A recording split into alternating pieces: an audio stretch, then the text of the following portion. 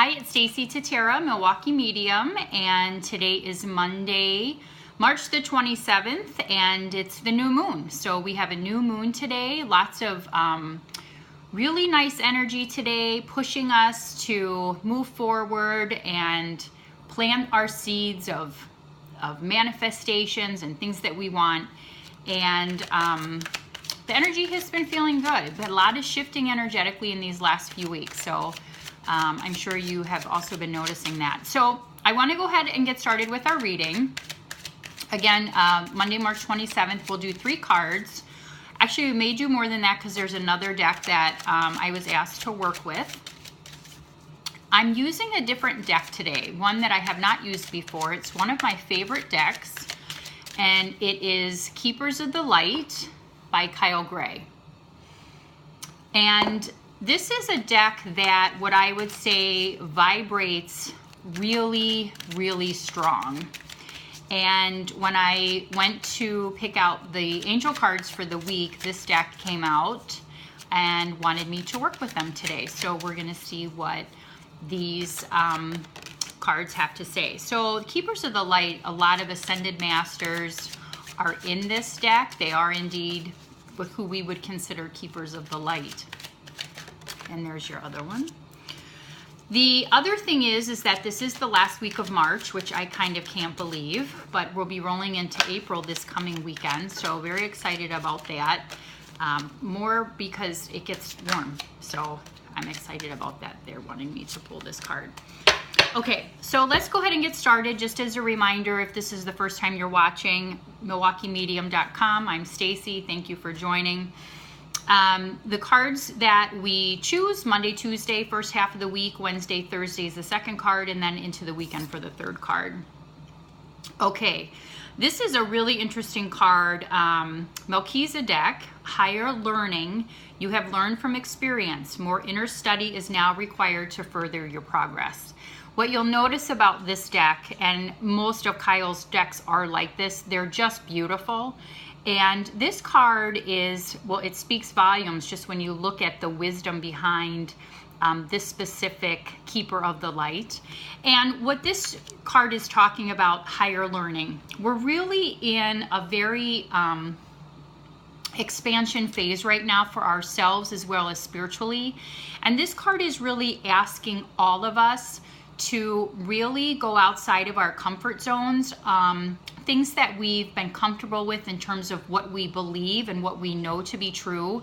This is about us looking past that, looking beyond the horizon to see what other messages and what other information that we can be open to help us take our learning and our expansion to the next level.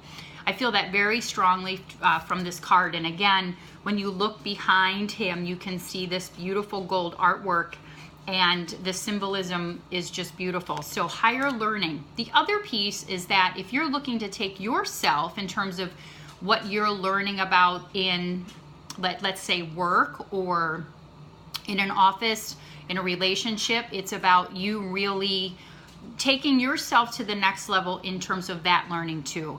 But for me, the biggest message on this card is expansion and higher learning.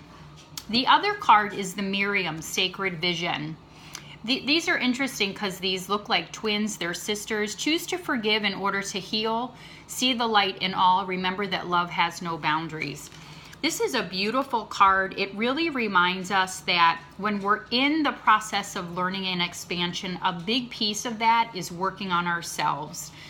I really feel that 2016 and even 2015, I know for me personally, was a tremendous amount of healing and learning, but also a lot of self-work. Within that work, in order to expand, it's about you really learning to forgive and to heal. Once you're able to do that, the learning and the expansion will continue to come, and it comes easier. So, and then the other message around this is love has no boundaries.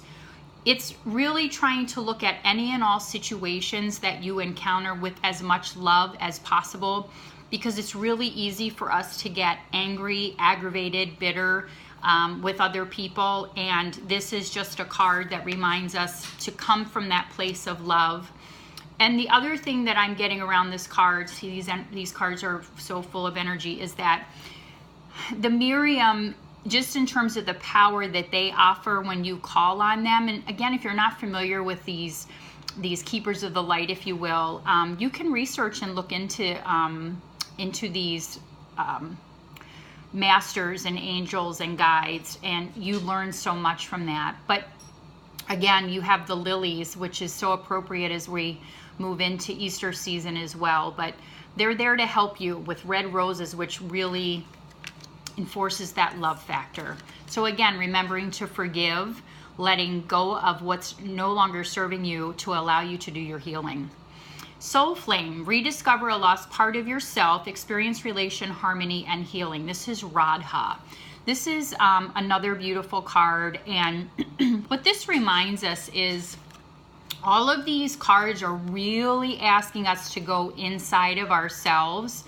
And what I really get from this card is about us understanding and learning about ourselves. And it goes, again, these cards always tell a story. It's going inside and really discovering who you are as a person, you know, that higher learning, that expansion, coming from that place of love, having forgiveness for yourself and others. That all is so key when you're wanting to really take yourself vibrationally to the next level.